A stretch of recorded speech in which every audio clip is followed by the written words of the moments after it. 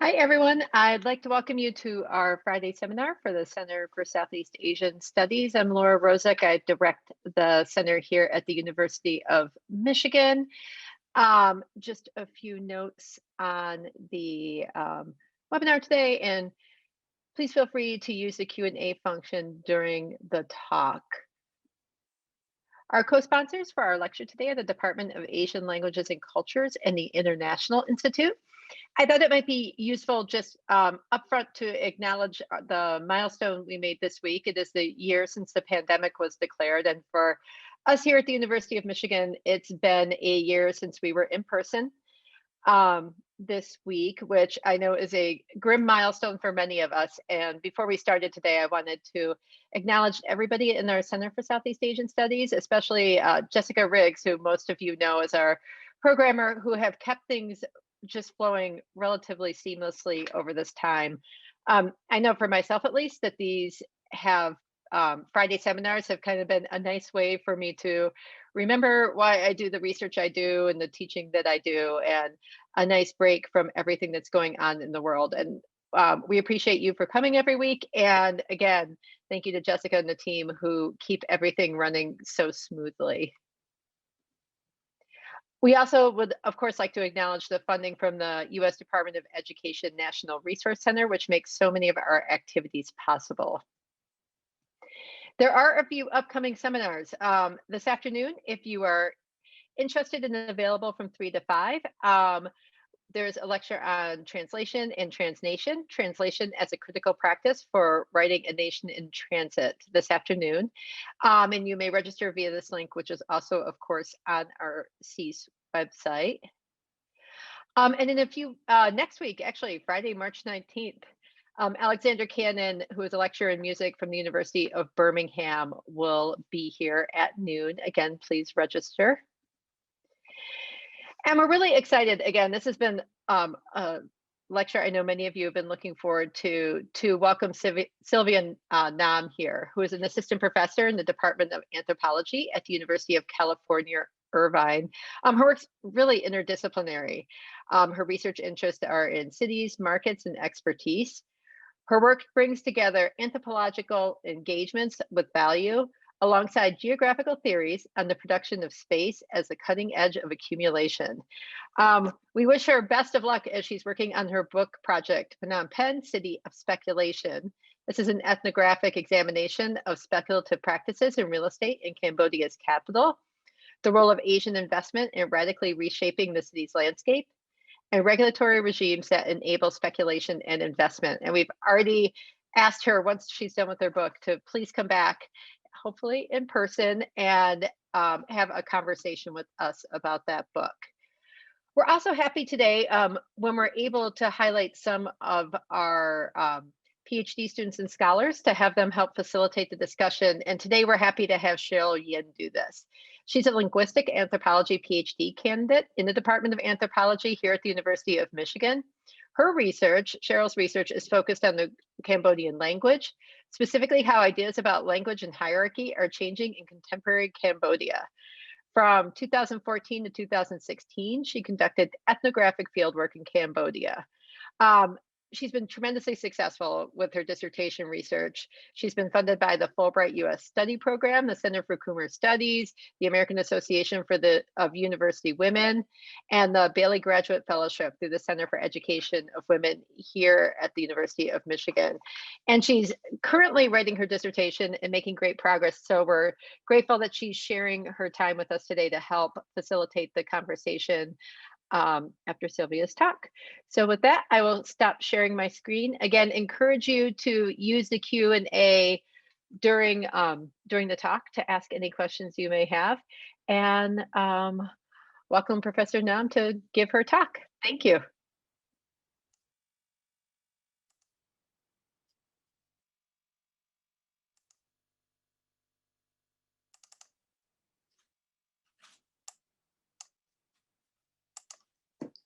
Hi, so good morning for me and good afternoon to you. So many thanks to the Center for Southeast Asian Studies at the University of Michigan for the invitation to share my work, to Cheryl Yin for our conversations about anthropology and Cambodian studies, and for first making the suggestion that I present here. And many thanks to Jessica Riggs for her organizational capacity and stewardship, and to Laura Rosick for the introduction. So over the last decade, condominium developments have become the most explosive part of Phnom Penh's real estate market, evidenced in buildings of all sizes and heights strewn across the city. Revealing this point, one real estate consultancy projected a nearly 650% increase in the overall condominium supply in Phnom Penh between 2015 and 2019. And of course, the elephant in the room is that the coronavirus pandemic's broader effects on Cambodia are currently unfolding. So on the condominium front, recognizable in cities across the globe from Singapore to New York, the condo is a tenure category, even though it is often treated as a residential type, usually in a high-rise building.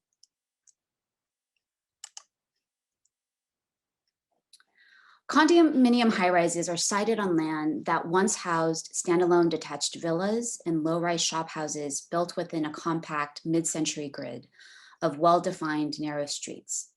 Absent a corresponding expansion of roadways or increased setbacks to accommodate increased traffic or people and cars, these scattershot buildings make for an overwhelming density, one that is at once breathtaking and normal. For projects originally designed for only a small segment of Cambodians, and now targeted primarily at foreign buyers, namely buyers from the rest of the Asia region, condominium towers continue to proliferate widely across the city. The shock isn't so much that there is construction of condominiums, but that this construction is everywhere and uncontained, focused on building units that are left largely unoccupied, even if owned.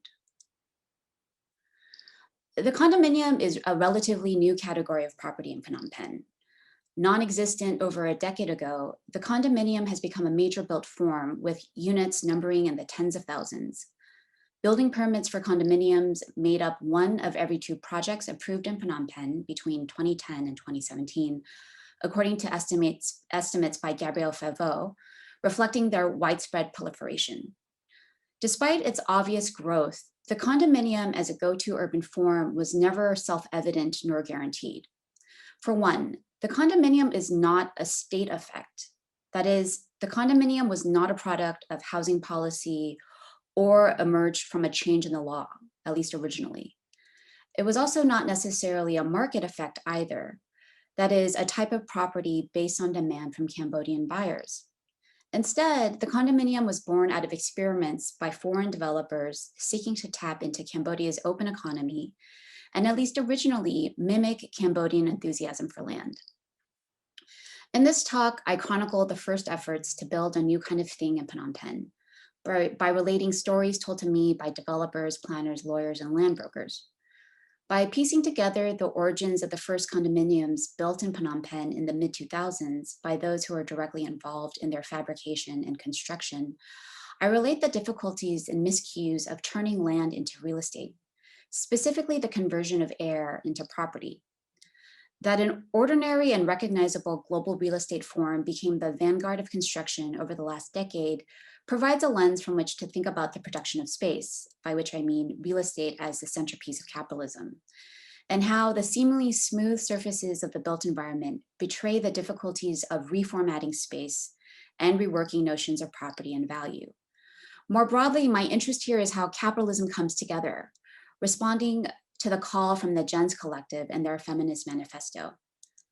The Gens Collective, Laura Baer, Karen Ho, Anna Singh, Sylvia Yanagasako write, quote, "The Gens approach is a concerted strategy to reveal the constructiveness and the messiness and hard work involved in making, translating, suturing, converting, and linking diverse capitalist projects that enable capitalism to appear totalizing and coherent. In the case of Phnom Penh's property markets, the capitalist logics and motivations at play seem obvious, but they're not. The how of capitalism remains an open question. This is to say that the pursuit of profits alone tells us little about the processes and practices behind the explosion of condominiums and its skewed market structure, including one of its key features, which is that it has always been driven by supply rather than demand. Crucially, there's no real demand among Cambodians for the condominiums being built. Phnom Penh has long been shaped by real estate speculation of all sorts, connected to external influences and foreign aid. as well as foreign investment. As urbanist Abdul Malik Simone writes about the contemporary moment, quote, "While land speculation and urban redevelopment are predominant features of urban life nearly everywhere, in Phnom Penh, their intensity and volatility are overwhelming," unquote. Cambodia is an open economy. In part, this is due to state policies beginning in the early 1990s, following the country's transition to a market economy, although the elements of this economy were in place prior to the transition period. Features of the open economy include the prevalence of the US dollar and the lack of capital controls, meaning that the movement of money in and out of the country is unregulated. This in turn makes the use of the dollar all the more attractive. Crucially, money and property is facilitated by the dollar, which is a principal holdover of the post-conflict period. In Cambodia, the dollar circulates freely alongside the national currency, the riel. It serves all functions of money as a means of exchange, a method of payment, and as a measure of value, generally exceeding the functions of the riel. Cambodians began using dollars for everyday cash transactions to hedge against rampant inflation and chronic instability in the 1990s. Many of those early banknotes came from United Nations peacekeeping forces who flooded Phnom Penh with tens of millions of dollars in discretionary cash, and did so with such force that it led to the collapse of the value of the riel. In contrast to countries in Latin America and Africa faced with capital flight, currency shocks, and deepening austerity that followed a debt crisis, the inverse took place in Cambodia, even after inflation abated, with expanding inflows of foreign aid and export earnings that further entrenched the dollar in the economy. Today, dollars account for nearly 90% of currency in circulation and 95% of all local bank deposits. The dollar not only lends stability to the country, sheltering it from the worst effects of financial crises, whether the 1997 financial crisis or the global financial crisis, which hit Cambodia in 2009, it anchors the broader investment economy. Dollars are not the only things entangled with land and the economy.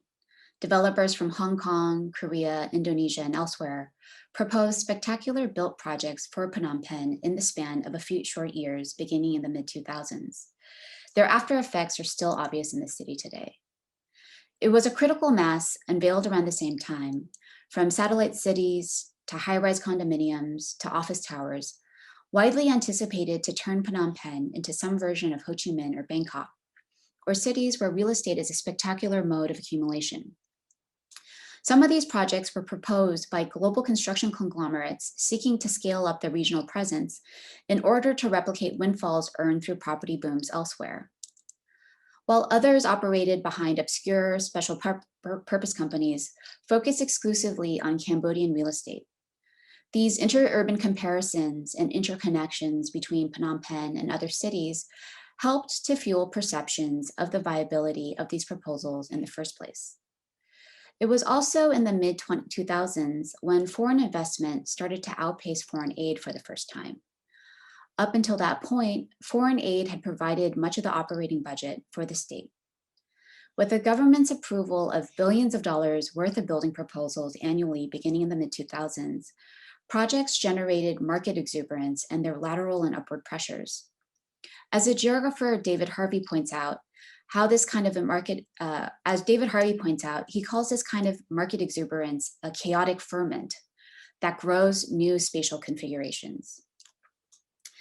There were related and equally ad hoc efforts to bring Cambodian real estate into new financial paradigms. These piecemeal attempts coincided with the rollout of Cambodia's first stock exchange, a joint Korean-Cambodian venture, along with other signs of the country's economic prospects, including renewed possibility of oil deposits off the southwest coast in Sihanoukville. The first skyscraper proposed for Phnom Penh was initially backed by South Korea's largest pension fund through an REIT, also known as a real estate investment trust, which is a popular financial instrument used by institutional investors in pursuit of high-risk real estate assets with high yields. Another company incorporated in the Cayman Islands publicly raised $220 million in funds on the London Stock Exchange's junior market, the alternative investment market. focused exclusively on Cambodian and Vietnamese real estate. Many projects did not make it past the preliminary proposal phase after land had been purchased and readied for construction. Projects that began construction were forced to scale back or were indefinitely suspended, leaving buyers and investors with limited recourses to recover their money. Yet together, these projects generated the kind of chaotic ferment necessary to new configurations in the built environment. Land prices skyrocketed as projects drew in new private actors who sought to transform the built environment, setting into motion a construction boom that has yet to subside.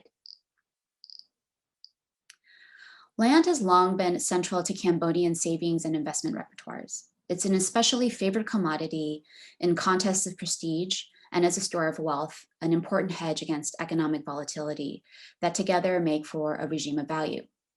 In Phnom Penh, the price of land reflects varying factors, and this includes a loose regulatory environment, the commodity status of land, location, as well as property's dollar denomination. The commodity status of land is supported by its use as the only form of collateral accepted by Cambodian banks. Cash is the preferred method among Cambodians for buying property, making the market asset-based rather than debt-financed through instruments such as the mortgage, even though the mortgage market has grown rapidly in the last few years. Many of these same factors drive land speculation, which in Phnom Penh connotes a wide range of practices, from hoarding land in anticipation of higher future returns, to actively building in price gains through coordinated turnovers. Land prices are also incredibly skewed. According to one analysis, land speculation helps to explain skewed prices, where the ratio of real estate prices to average incomes was a stunning 4-to-1, in contrast to the rest of Asia, where the ratio of price to income was on par at 1-to-1. This means that the average price of real estate per square meter was 4 times greater than the annual per capita income in Cambodia.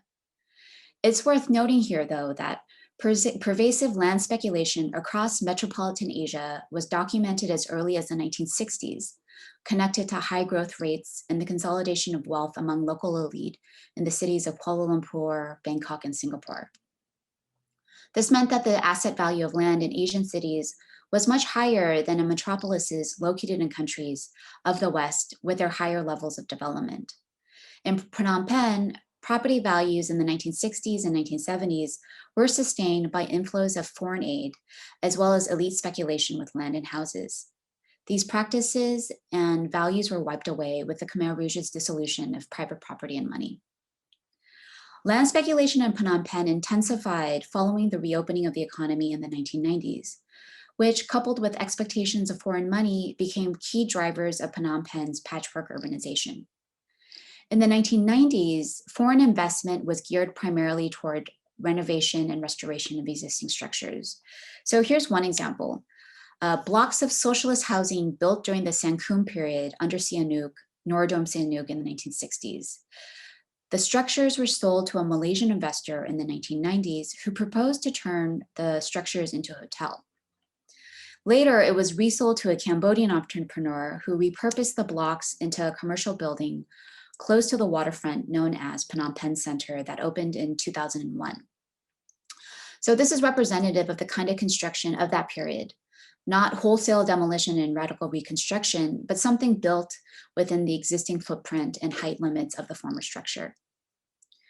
Economic transition also included a return to private property ownership when the government formally lifted restrictions over land ownership that included an elimination of caps on total land holdings, which was a socialist holdover. The government stopped regulating the price of land around this time, instead leaving it up to buyers and sellers to determine price. It was also around this time when real estate began being priced and increasingly settled in US dollars away from denlung, a measurement of gold equivalent to 1.2 troy ounces. Between 1994 and 2006, all construction projects passed through the urbanization department at the municipality of Phnom Penh. In roughly that same span of time, according to what an economist at the World Bank's Cambodia office told to me, economic growth between 1998 and 2007 put Cambodia's growth at number 6 in the world at the time, outpacing even China. Once the stakes of urban development got to be too high, larger projects, technically any project with a floor area of more than 3,000 square meters, were no longer approved by the municipality. Instead, they began to be approved by officials higher up the chain of authority. The National Urban Planning Ministry approves most construction projects for the city now. But urban planners at both the national and municipal levels know that planning and construction decisions are governed by power arrangements that exceed their purview and authority. There is no master plan for Phnom Penh that governs land use, despite the Master Plan 2035 document, which provides what many consider just general guidelines. So in a city without zoning and in an open economy, developers have had incredible regulatory latitude in the building and selling of property. This latitude has transposed itself in the built environment as developments of all shapes and sizes have sprouted haphazardly across Phnom Penh. There is little in the way of building codes that determine how things get built. Private experiments thus operate in an open regulatory regime. Developers have worked to build condominiums in Phnom Penh that on the surface are like other property in its material and legal form, fully commodified such that they can be easily sold to anyone beyond the borders of the city. And indeed, the condominium exceeds the constraints of location in ways that permit commensuration and abstraction. And this very abstraction, which is key to financializing real estate, as we're told by debates in urban studies, has expanded the geographies of the market. As an asset, owning a condominium is commensurate with holding cash for a few reasons. One is that the rate of appreciation is on par with average rates for bank deposits. The other is that aside from holding dollars as well as gold and land that make for important mediating value scales, there are few viable investment options that are readily available. The local stock market remains nascent and otherwise does not yet have popular appeal. Holding a condominium, however, is not the same as holding land. Only Cambodians can own land and landed property, which come primarily in the form of villas and flats. A villa is a detached home on a single plot of land. A flat is a patay lavang, sometimes referred to as a shop house, and a common built form in Cambodia, much like in the rest of Southeast Asia, given the long presence of ethnic Chinese merchants and traders in its cities. Usually long and narrow with an interior courtyard, a patay lavang combines residential and commercial functions. The building itself can be between 2 to 6 stories in height and house single or multiple families and individual units. In contrast, a condominium, from the Latin con, together, dominium, right of ownership, is generally considered a housing form, usually upmarket in a multi-story, multi-unit building that features shared security and common amenities. Even though it is a type of property like the villa and the flat, the condominium is better understood as a tenure category, specifically a freehold asset in industry parlance that allows the buyer to legally hold it under permanent tenure. Anyone can own a condominium in Cambodia, which does not have the nationality restrictions of land or landed property. The key difference with the condominium, though, is that you own a parcel of air rather than a portion of land. This difference in the structure of its value continues to make it difficult to sell to Cambodians, who see the condominium's lack of commensuration with land at odds with the norms of property. Even as a durable and proliferating property form, the condominium does not correspond to how Cambodians evaluate the quality of property. Foreigners, thus, are targeted buyers, which further skews the real estate market and who gets to call Phnom Penh home. For many Cambodians, the condominium's value then is notional, despite its commodity status. Common refrains I heard about the condominium from people that I met, as well as from friends, included, "Cambodians don't live in condominiums. We like patay lavangs and villas. Why would anybody live up in the air? The condo doesn't appreciate, land does." Developers have their own methods of assessing feasibility of a construction project, and their perspectives vary. But in a view shared by Cambodian partners and foreign developers is that the supply of condominiums is deeply asymmetrical, geared to foreign buyers because of this quality of property. And it was Korean developers who built and sold the first condominiums in Phnom Penh. It wasn't municipal regulation or housing policy that contributed to the making of the condominium. Instead, the condominium was fabricated through guesswork, comparisons, and the trial and error, as well as outright failures among developers seeking to build markets by building new forms.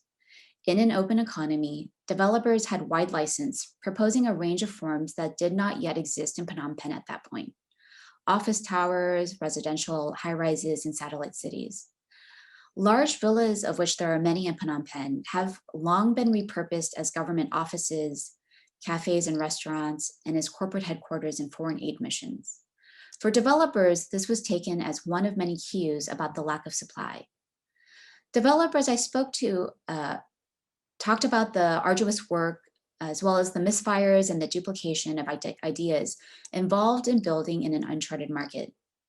Some developers I spoke to also named this period as one of pent-up expertise and a momentum to build, although all were uniformly surprised by the speed and the scale of the market as it evolved.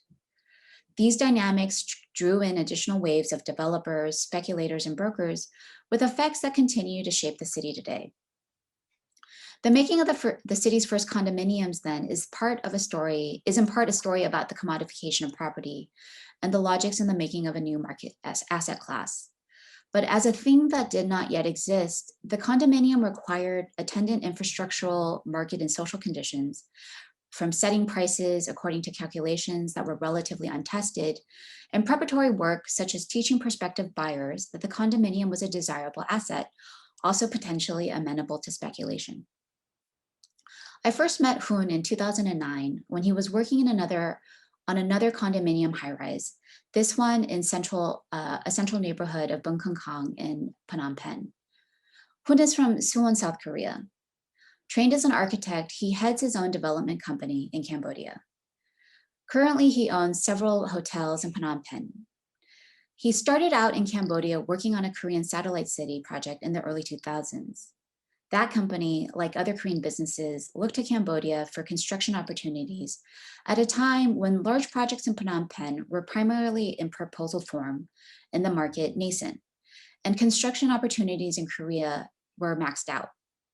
Since I have known him, he has worked on commercial and residential projects across the city, including Phnom Penh's first condominiums, which he designed firsthand. All foreign developers have their own methods and market analyses. And like other developers, Hun told me how he honed his approach to Cambodian markets over a time period marked by frenzy as well as newness. Given the data on land, which is generally considered unreliable, he regularly does his own surveys of what he considers up-and-coming locations, which for him means driving around Phnom Penh on a motorbike, knocking on doors, and talking to owners about their asking prices. He knows that if he takes his car, a popular Lexus SUV, he'll get inflated quotations. During these surveys, he poses as a land broker rather than as a buyer to get a better sense of trends. For a developer, the legwork that precedes construction is especially important. Despite a highly visible supportive real estate sector, service sector such as CBRE and Knight Frank that provides formal property valuations and quarterly market assessments and forecasts, market knowledge is diffuse, driving different calculated approaches to the city's spatial order. These diffuse forms of market knowledge have been all the more critical in the building of the first condominiums because their construction had to take place alongside the building of the market, neither of which previously existed. It was also price differences for similar units between Phnom Penh and Ho Chi Minh City, where rents in Phnom Penh were twice as high as rents in Ho Chi Minh City, that provided another clue and cue that there was a lack of supply in Phnom Penh. The existing legal and market infrastructure could not accommodate these first condominiums because under Cambodian law, there is no legal distinction between land and the structure atop it. This meant that the first crop of condominiums was sold and built before the condominium legally became property. As a stopgap, Hun and others worked with officials at the Urban Planning Ministry to issue a legal instrument known as a soracho, or a circular, that provided basic guidelines for condominium sales. As Hun told it, he brought copies of Korea's condominium laws to the director of the cadastre, and the cadastre is responsible for issuing titles. He pestered the director so much that the ministry finally relented and issued a circular that provided temporary legal cover to begin sales. Reflecting a long-standing principle that foreigners cannot own Cambodian property, the circular included a requirement that a foreign buyer enlist a Cambodian nominee to guarantee the contract. The requirements ensured that most buyers were Cambodian. Indeed, early condominium contracts that buyers showed to me indicated that a single unit included a portion of land, with its size and price itemized separately from the unit. The first two payments of a standard schedule were allocated specifically to pay for the land, while the remaining outlays were for the condominium itself.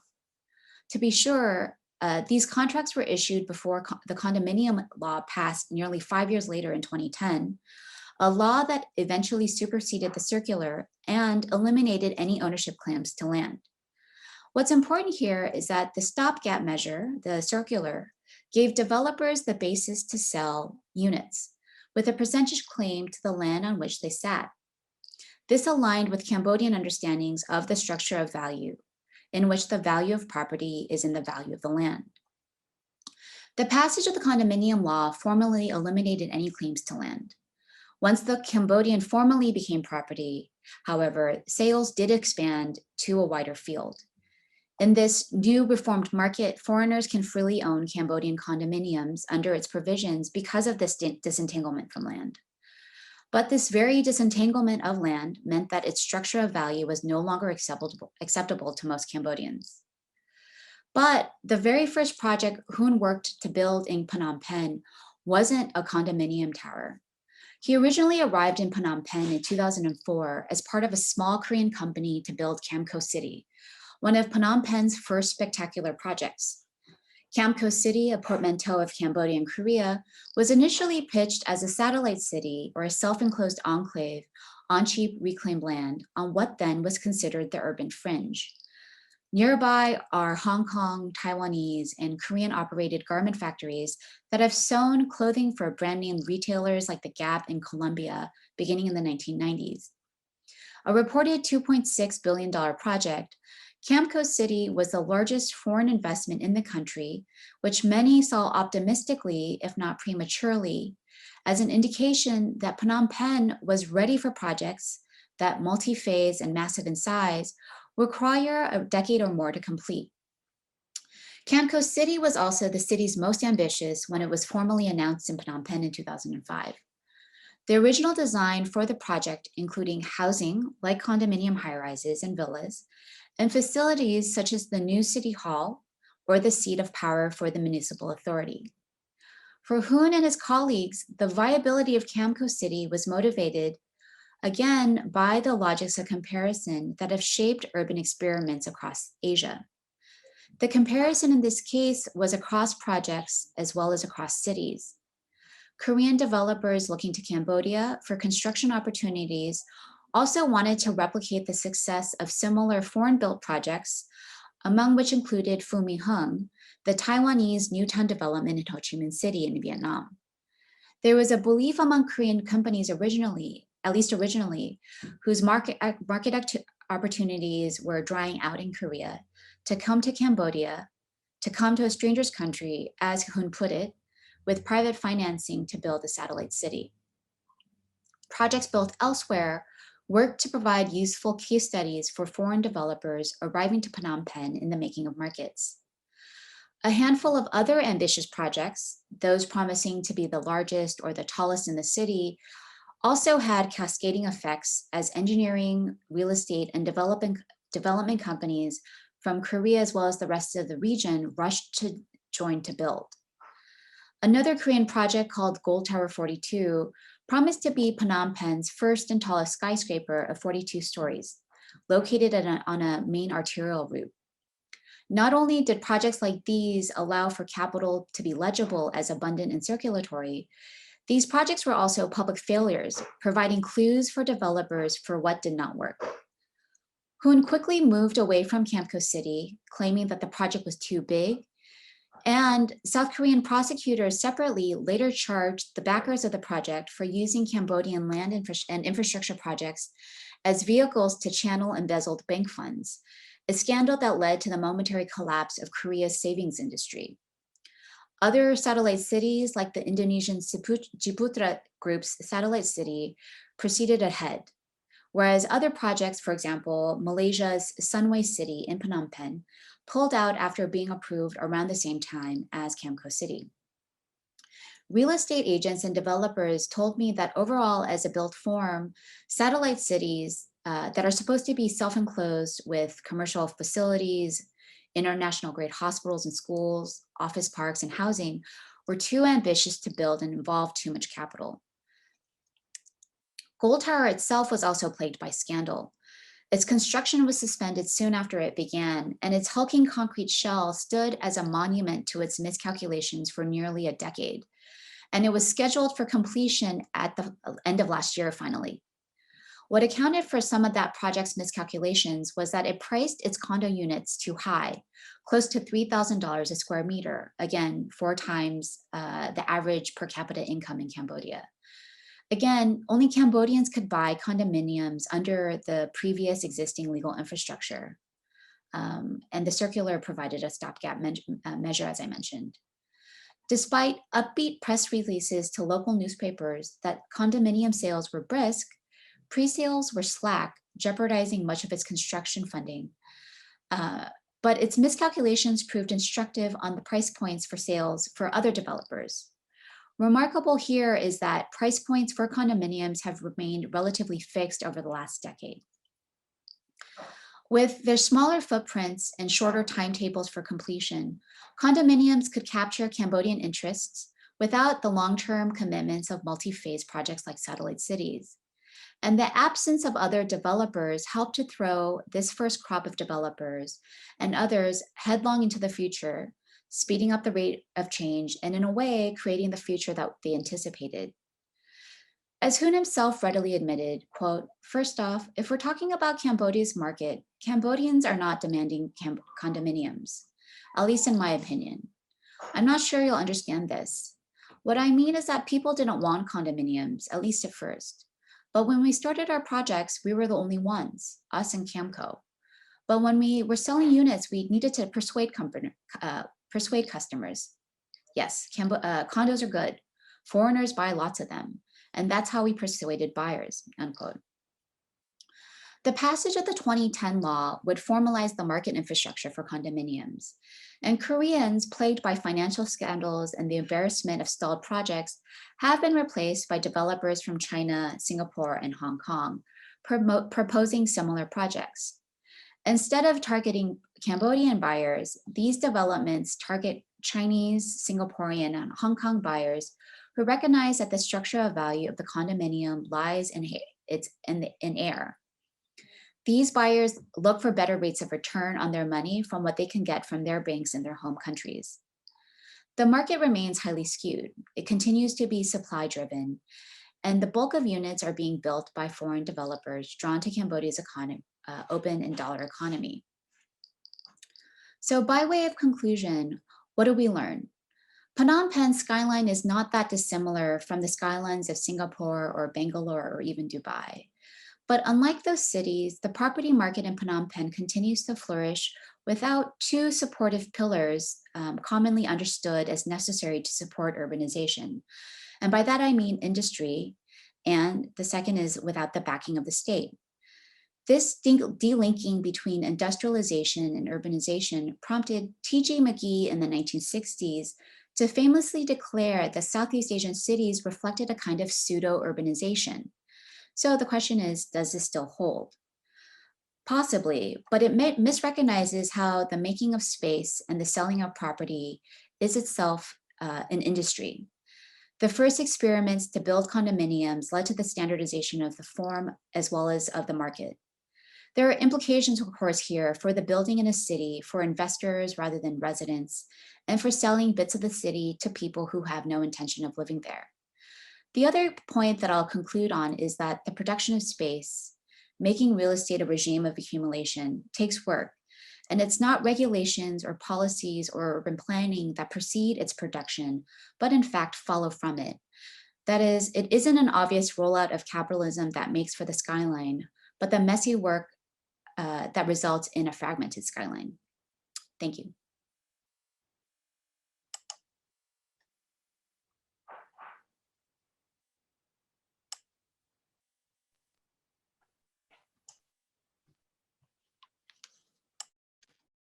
All right, so we are, by the way, my name is Cheryl Yin. I am a PhD candidate here at the University of Michigan in the Department of Anthropology, and I am very happy to be moderating the Q&A. So please, if you have any questions, use the question answer box. So we do have a couple questions here, Sylvia. So let's start with the first one from Alan Wood. They write, do middle-class Cambodians also invest in international stock markets like the Nikkei or French DAC, or is real estate the primary investment vessel?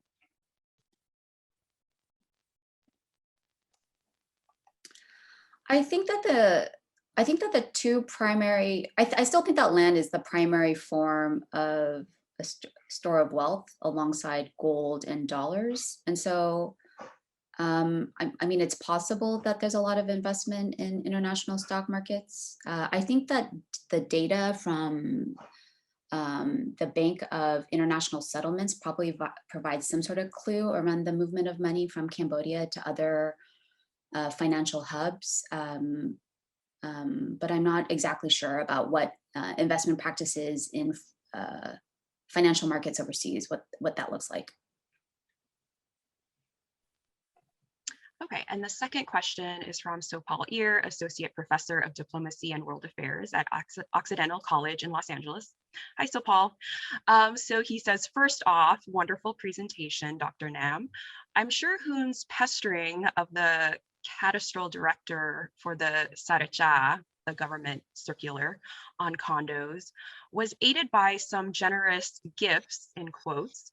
Two, nobody with any discretionary public oversight does anything in Cambodia without some lubricant. I'm sure Hoon did not show up to the director in his motorbike, but in his Lexus. So he asked, did Hoon ever share insights on this less savory aspect of shared Korean-Cambodian gift-giving / receiving norms? Thank you. Hi, Sopal. Yeah, I mean, I think all of the developers that I spoke to referenced gift money, coffee money, under the table money. And in going through interview transcripts, a lot of them alluded to cash gifts.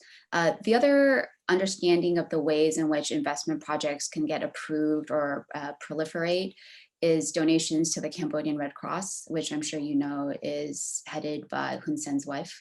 And so there's ways in which gift giving happens through circuits and at transactions, both small and one-to-one, but also at this more institutionalized level. All right, thank you. So the next question is from Braden Preston.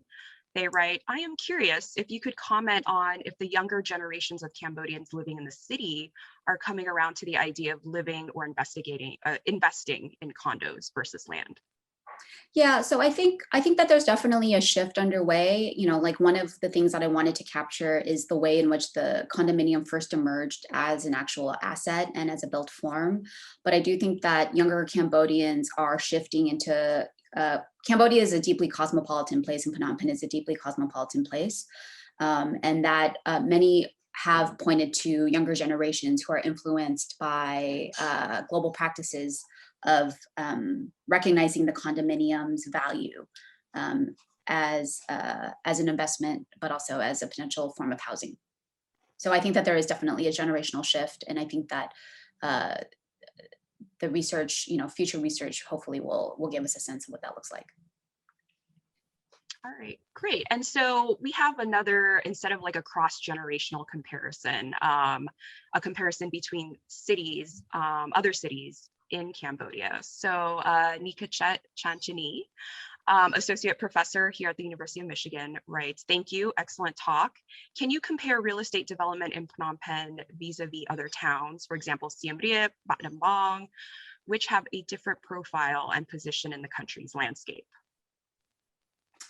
Yeah, my understanding is that the Siem Reap market had stronger regulation because of Angkor Wat and other mortuary temples. And so I think that the kind of crazy heights, the intense fragmentation in both heights and shapes exists in a lesser extent in Siem Reap, where I think that you do see kind of greater regulatory oversight. I'm not super familiar. I'm not familiar actually at all with the Bantabang market, but also it is much smaller. But I wonder if it's connected to the fact that it is the country's rice basket, and what the relationship between agricultural production and urban development looks like. So that would be my guess in terms of where there might be some significant differences in the operation of the market.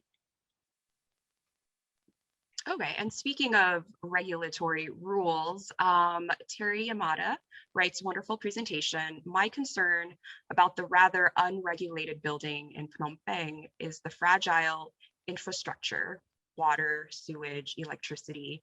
Have you heard concerns about this among citizens of the city? Yeah, I think that there is massive concerns around what this looks like. A trip to Phnom Penh, flooding gets worse and worse every monsoon season. And a lot of that has to do with the fact that all of the bung in the city have been filled in. This is also the time period in which all of the bung were filled in and silted with sand and with concrete poured over, probably with some threats to subsidence as well as sewage and electricity. Planners have definite concerns around what this looks like, as well as developers. And speaking around of the unregulated nature of things, to my knowledge, I don't know if this is necessarily true today, but even a couple of years ago, there were no fire safety standards. So developers bring their own building norms and codes with them. I think that there's efforts to standardize what building codes and safety standards look like, but we'll see what this means. There have been collapsed buildings in other parts of Phnom Penh. So I think in Sihanoukville for a Chinese project that killed Cambodian construction workers. And so the question around labor and life, I think, is still quite is relevant. Yeah, and I think Mike McGovern had a similar question. So let me give this a quick look. Given the relative absence of zoning and building codes around these projects, have there been safety issues like the spectacular collapses of multi-story buildings one sees in other sites of real estate speculation and fast capitalism? I think it's an excellent question where we have yet to see whether or not these buildings do collapse. I think that the speed of change and the way that contracts are negotiated and the way that power gets mediated means that these buildings, in terms of building standards, like I just said, there are no building codes. The potential is definitely there. In terms of what fast capitalism has done to leading to the collapse of buildings in other cities. Yeah, and I do remember that case with that building in Sihanoukville, and I think there was a lot of anger from local residents as well, with foreigners coming in and exploiting labor. And here you have a couple people dying. They were sleeping in these unbuilt buildings. Like that's where the laborers, construction workers were living. So thank you. Let's see. So Jennifer Gaynor writes, thank you, great talk. What percentage of these parcels of air do you think stand empty? And what kind of comments do Cambodians have to say about all of these more or less empty buildings? Industry reports indicate that anywhere from 30 to 50% of these buildings stand empty, but these units remain empty, but it's possible that those numbers are probably even higher. Even a casual glance at a building at night, you only see a few units with their lights on. But I do think that there's something to be said around holding practices of property and the fact that globally housing and residential forms are more in the spirit of holding it as an asset rather than holding it as a place of residence. Okay, so Judy Ledgerwood asks, what about demand from overseas Cambodians from the diaspora? Yeah, so I think that the diaspora was fundamental to the 1990s real estate boom for sure. I don't know of any data on what the composition of buyers are and whether or not they're diasporic Cambodians who live overseas or diasporic Cambodians who live in Cambodia. Interestingly enough, the kinds of practices that were generated through this initial demand, this initial sort of frenzy of construction and proposals has prompted a lot of Cambodians to take on the kind of high-rise form without the condominium structure of value. And so you see a lot of Cambodians basically demolishing their villas and then or in shop houses and building high, but those are technically apartments or in shop house forms where they own the land itself rather than parceling it out the way that exists for condominiums itself. Okay, great. So Trent Walker, postdoc at Stanford, thank you for your engaging talk. It's great to hear some of the key elements or arguments of your dissertation brought to life in your lecture. You have a fascinating note on method that you include as an appendix to your dissertation, in which you describe your mixed approach of informal chats and interviews, formal interviews, and the participant observation, and also your positionality as a young Korean American woman and the kinds of access this allowed and precluded during your main fieldwork about a decade ago. Could you reflect on how your research networks in Cambodia and your positionality within them have changed as you have returned to Phnom Penh in recent years? I would say that as an Asian woman in Asia, that I had access, I think, where I was, invited into homes and businesses in ways that made a lot of this, my Cambodian interlocutors, my observation and my understanding of what informal talk provided. There's a rich and robust kind of gossip mill. And so there's a lot of ways in which you can glean perceptions and standards and whatnot in those sorts of conversations. And, just the general practices where everybody actually knows everybody else's business. In terms of questioning and so forth, directly questioning someone in that context generally will not get you the kind of answer that you want. But if the questions remain open-ended and subtle, or you don't have a kind of overt political position, you don't come, guns a-blazing saying, this is a corrupt industry and everybody here is corrupt, then generally, you'll in that position, you'll get people to give you a sense of how things work and their opinion on things, because a lot of people have important insights.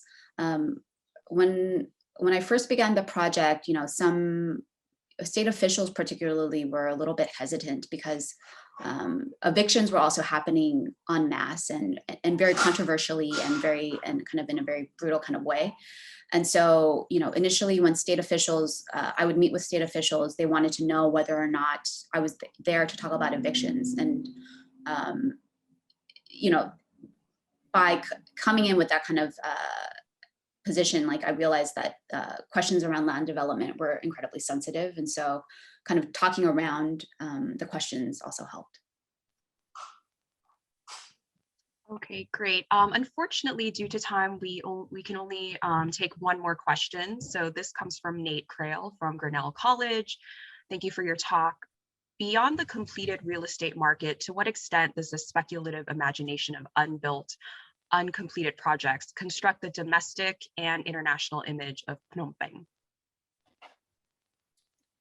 Yeah, I mean, I think that both unbuilt and uncompleted projects have this kind of double function. On one hand, um, projected designs, anticipated designs, sort of the assumption around what sort of features are at stake, help to kind of fuel construction itself. I think it would be interesting to map out what the city would look like if the kinds of proposals that were made over the last decade or so came to fruition. And so, I think that there's a lot of sort of discomfort around the incredibly dominant role of foreign developers in a place like Phnom Penh and in Sihanoukville. So the Chinese, have utterly transformed Sihanoukville into basically kind of a casino capital. And in Phnom Penh, there's the lack of regulation and so forth makes for this place that still, I think, conjures up discourses and imaginaries, from almost 2 decades ago around Phnom Penh as this Wild West where you can basically do anything.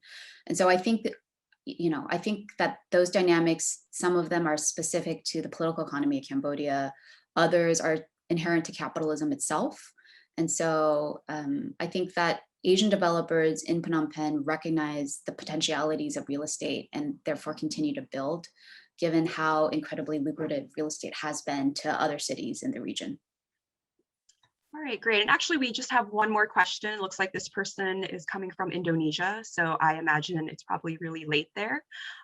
So it's from Agus R. Rahman from Indonesia. They say it's an inspiring presentation. Yes, many modern buildings will create modern side of Phnom Penh city, but I think there are many slums in the city. I would like to ask you, how do you see the voice of the people who live in those inequality region of the city, in the inequality region of the city? Yeah, I mean, I think part of, I don't necessarily look at that side of the urban question, but I think it's an important one. And I think that there's excellent work from activists and advocates who are looking at what that inequality looks like.